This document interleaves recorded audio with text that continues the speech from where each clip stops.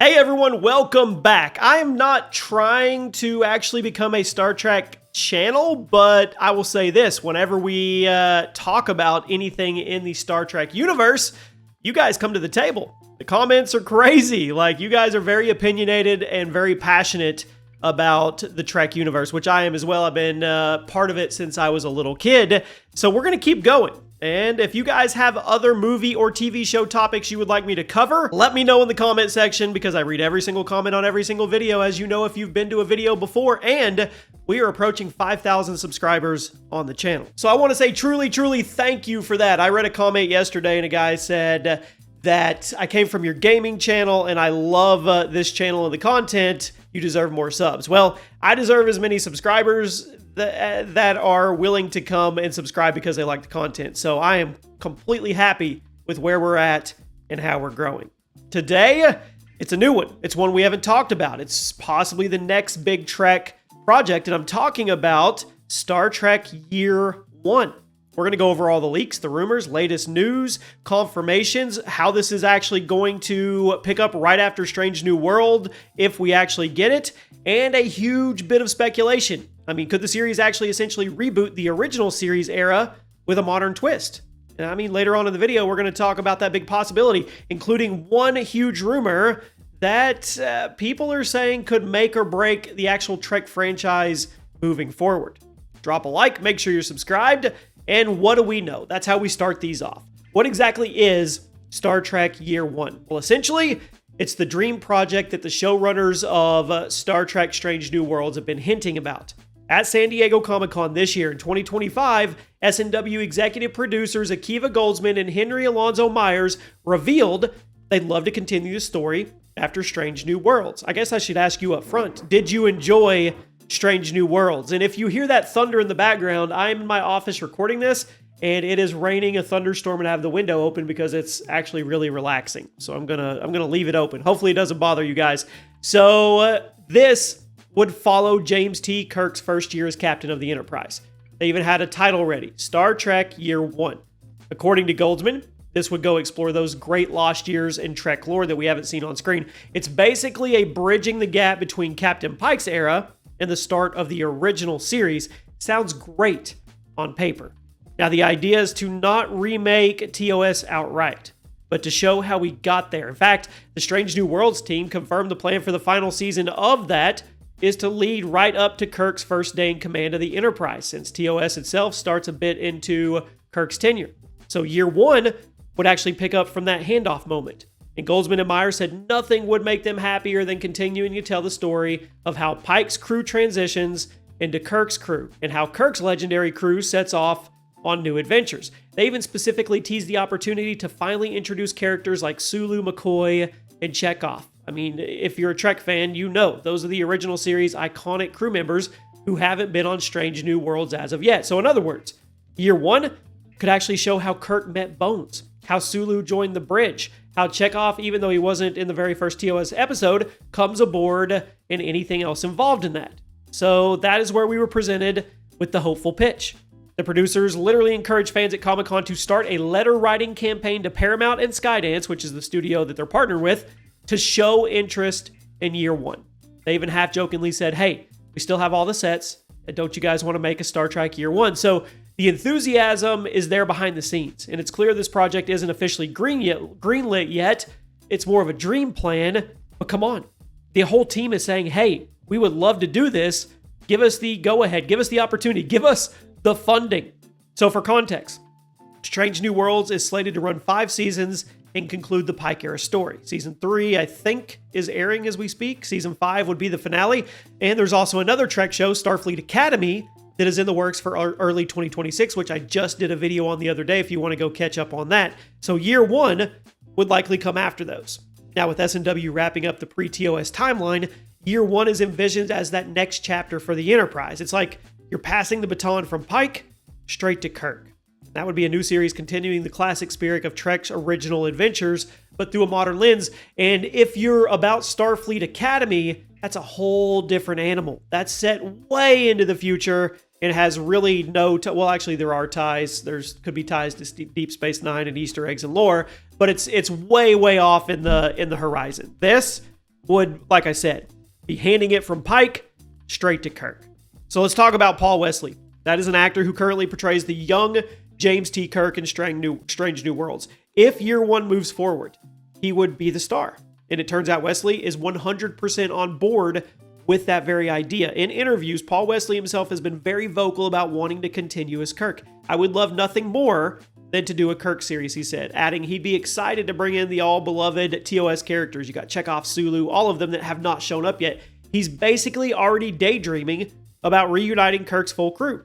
Wesley even joked that he's probably expressed the desire all too often to the showrunners and anyone who will listen. So, of course, our new Captain Kirk wants to be Captain Kirk in Year One, and why wouldn't he? If he's a Trek fan through and through, it's not just a job. This would be like a passion project. This would be huge. He also pointed out an interesting bit of timeline trivia. He referenced how the original series' first episode, where no man has gone before, isn't actually Kirk's first day in command. That actually started later. That means there is a chunk of time after Strange New Worlds ends and before TOS begins, which is where Year One would fit in. So in his words, those are episodes we have yet to see, and he's dying to play them out. I think it'd be pretty cool to see an actor portraying Kirk that is actually a Trekkie himself and mapping out continuity. You don't see that very often. You see a lot of actors and actresses that don't know anything about the source material for the movie they're doing, and it sucks. So this is refreshing. But it's not just Wesley. Ethan Peck, who plays Spock, has similarly said he'd love to do a Year One series with Kirk, and Peck called the idea really wonderful and said he'll stick with the Spock role because he loves it so much. He enjoys the message and integrity of Star Trek, and he's totally down to continue the journey into the Kirk years. In fact, the Strange New World Season 3, no spoilers here, don't worry, we got a little taste of what a Kirk-era adventure might be like. There's an episode where Kirk is in command, and Spock and Uhura, Nurse Chapel, and even a young Scotty all end up working with him. I think it was like a sneak peek of the Kirk-Spock team dynamic. So I think people like that. And it probably only made Wesley and Peck more eager for a full series in that time period. So bottom line is, the key players are ready. Paul Wesley is enthusiastic about leading a Year One show. His co-stars are excited, and we often hear about actors being kind of coy about spinoffs. This is not that. These people are practically campaigning for it. Of course, as Wesley laughed, it's not up to me in the end, and it's not. The studio and the producers have to decide, but having the cast passion certainly does help the case. If Year One happens, I think it's going to be a great way to kind of bridge that gap. Now, let's talk about some rumors, leaks, and maybe even a possible roadblock here. The rumors and real-world factors that actually affect Star Trek Year One. We know the creative team wants it. We know the actors want it. What about the studio execs? As of now, Year One has not been officially announced or started production. In fact, one of the showrunners gave a bit of a reality check. Akiva Goldsman referred to Year One as a real dream for the team. And that'd be something they'd be thrilled to do, but he also admitted it's not up to them. In his words, we're renting. This isn't our house, and the house has new owners. That translation would be, the decision lies with the studios, Paramount, and their new partners who control the franchise. And apparently, there have been some changes on that front too. Goldsman hinted that the house has new owners. That's referencing shifts in the recent partnership that sale that was involving Skydance Media. You have corporate shuffleboard happening. That can affect projects, and it really makes me sad because a lot of these corporates at the top and these suits and the execs, they probably don't give two craps about the Trek universe. They just want to know if it will be profitable. Now, there's also the matter of timing and the other Trek projects that we're covering. The network, Paramount, already has Starfleet Academy series that is coming 2026, which we're covering here on the channel. Of course, we have Strange New Worlds, still has to finish its run through Season 5, doing great. We've also, well, from what we've heard, Season 5 of SNW is the end, like we talked about. The showrunners are laser focused on sticking the landing with a final great season. Goldsman said they're making that SNW finale emotionally satisfying and complete, but they also have to leave that door open for more stories. So we'll see where that goes. We also have the talk about, are we going to get the Kelvin universe? Are we going to get Star Trek 4 to finish out that universe, that team, Chris Pine and crew? Is that actually ever going to happen? Are they getting too old and we missed the boat? We'll have to find out. Now, there hasn't been any other credible leaks suggesting that Year One is in secret development or anything like that. So all the indications right now from the producer's own statements are that there's no serious discussion that has happened with the studio higher-ups. It's more of an idea that's being floated publicly to gauge interest. And the biggest leak, if we can call it that, was the public reveal at Comic-Con. That is the plan they want to do. That was straight from the source. That was no, clandestine leak. That was from them. And the fact they openly asked fans there to campaign for them, that's pretty big. But there's also some industry insiders, and there's whispering, there's educated guesses. One rumor says that year one might be the back burner because Paramount is reevaluating its Star Trek strategy as a whole. I mean, we know Paramount underwent leadership changes, even explored selling off assets. There was reports of possible sales and mergers. So if a new owner or partner is in play, like Skydance, they may be taking stock in which Trek series to fund. I mean, earlier this year, insiders thought year one was a pretty likely follow-up to S&W, but when you have corporate shifts and new opinions in there, we don't know. The house has new owners. That's what keeps ringing in my ears. And there's another factor, the broader Star Trek lineup. After Strange New Worlds, what's going to be the flagship Trek show? There's a gap that year one could fill there. Could continue the popular TOS era storyline. And on the other hand, some execs might think it's time to jump to a new era. Maybe 25th century post-Picard. Something new. I mean, we know Starfleet Academy is going to it's going way, way into the future. So from a business standpoint, year one has advantages. It uses an established cast, many from S&W could carry over, existing sets, costumes, that saves money, and it also capitalizes on the goodwill that S&W has built with their fans. It extends a proven formula, but I go back really quick, I digress to the whole 25th century post-Picard. I'd be all about that too. Star Trek The Next Generation was what I grew up on for the most part. I mean, I watched the originals. I wasn't that old, but I did watch the originals, all the movies, of course, but Next Generation was like my real just honing in on the Trek universe. I watched Deep Space Nine. I watched all of them, but that's probably my best memories. You guys let me know what yours is, but that would be interesting. Anyway, the summary here. The current status, lots of enthusiasm, no official go-ahead. Biggest roadblocks are going to be those corporate decision-making suits. Now, I like to always talk about some fan theories and reactions here, so let's talk about theories that are out there. And there's a lot. Some good, some bad. On the one hand, there's a lot of fans hyped for the idea of seeing Kirk's early captain days. I've seen comments online like, I would absolutely watch a year one series. And for many, Strange New Worlds proved that a retro enterprise-based Trek can actually work good in modern times. So they're eager for more of that. They want to digest it. The prospect of seeing the classic crew come together, come on. Kirk, Spock, Uhura, Scotty, Sulu, Chekhov, Dr. McCoy, in that continuity, yes. I mean, fans are speculating about casting. Who could play a young Bones? Who would play young Sulu? There's even a thread where somebody joked if they really stick to continuity, the Enterprise's doctor in year one would actually be Dr. Piper from the TOS pilot before McCoy. And then they fan cast comedian Patton Oswalt for the role. I don't know about that one, but whatever. I also saw one fan that said Strange New Worlds has already assembled much of Kirk's TOS crew. You have Spock, you have Uhura, you have Chapel, you have Scotty who cameoed in S&W and presumably would join. Kirk himself, Paul Wesley.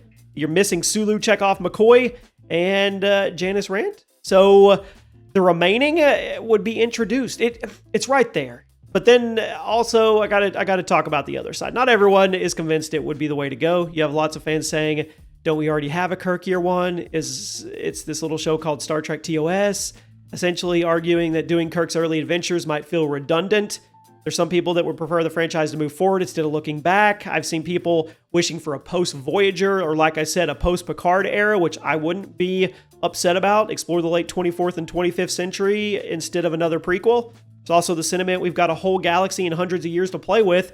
Why do we keep revisiting the 2260s? I get it. I do. And you also have to think about actors' ages and timing. Paul Wesley's in his 40s. By the time year one would realistically film, say in a couple years, he'd be mid-40s. Kirk in TOS was supposed to be in his early 30s. So he could be pushing 50 by the time it actually airs. That's basically the age Kirk was in Wrath of Khan, which is kind of funny, but then again, they have all the technology and everything too. I mean, what storylines would they cover here? We could see events like the incident with Gary Mitchell from Where No Man Has Gone Before. We could see the first confrontation with the Klingons, which in TOS happens in Errand of Mercy. We could get backstory on Kirk's reputation as a stack of books with legs from the Academy days, how he actually won the Enterprise captaincy in the first place. It's rich. The environment is super, super rich. And I'm going to end it with this. I teased you guys in the beginning. If year one becomes a reality and a hit, it may not just stop at year one. It could actually evolve into a full-on revival of the Enterprise's 5-year mission. In other words, year one might effectively be season one of a brand new original series with subsequent seasons continuing Kirk's journey with the crew. Imagine getting season 2, season 3, covering years 2, 3, 4 of the mission. That could be the beginning of a modern retelling or extension of the TOS era adventures. I think that'd be huge for Star Trek. Maybe we could get more character backstories that didn't get developed as much originally. Maybe we could get whole episodes focused on Sulu's background or hobbies. I mean, TOS hinted he likes botany and fencing. We could get funny stories. Or an episode where Chekhov first comes aboard as a young ensign and has to prove himself. And of course, we could get the Kirk, Spock, McCoy friendship, the core triad of Star Trek. We could get how they bonded in the earlier day. I'm going to leave you with this. I mean, it makes sense to me. I would love to see it. It has been proposed and it is out there. The actual people involved are campaigning for us, the fans, to make this happen. It's not in pre-production yet. It's not greenlit, but I think there's a really good chance that this actually comes to a reality. And I think it needs to. I think this would be really good. I'm okay for doing new stuff and expanding out the universe. We have that same issue with Star Wars, but there's also those nostalgic strings that you want to hold on to. So you guys let me know what you think. If anything new comes of this, I will definitely share it with you, and I'll see you soon.